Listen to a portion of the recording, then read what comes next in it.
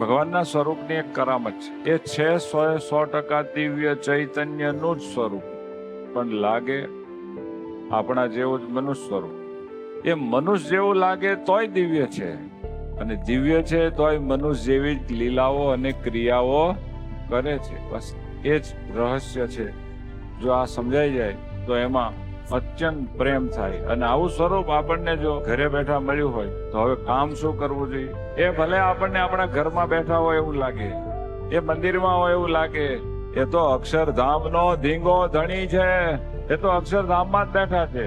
આપણને એના જેવા દિવ્ય બનાવવા જેવો દર્શન દે.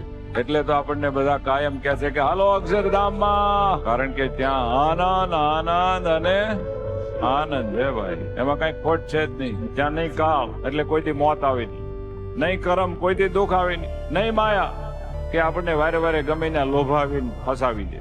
ત્યાં નકરો આનંદ આનંદ આનંદ છે. એ સુખ છે શેનું એ તો કહો.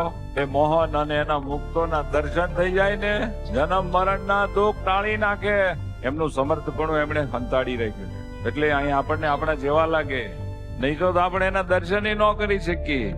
એક કોટી કોટી સૂર્ય ચંદ્ર જેવો પ્રકાશ એમાંથી નીકળતો હોય તો આપણી આંખની તાકાત છે ભાઈ.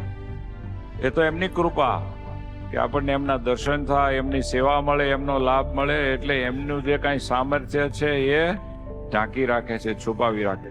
એના મુક્તો અહીં આવ્યા હોય, બહુ મોટા મોટા મુમુક્ષુઓ હોય, એને ઓળખી જાય કે આ તો સર્વોપરી પુરુષોત્તમ સ્વામિનારાયણ ભગવાન. અને પછી એના આશરે જે આવે ને એને ઓળખાવે કે આ જોજો હો ધર્મ ભક્તિનો લાલો, એ તો મારો વાલો અક્ષરધામનો ધણી. પછી રાત દિવસ એનું ભજન કરાવે.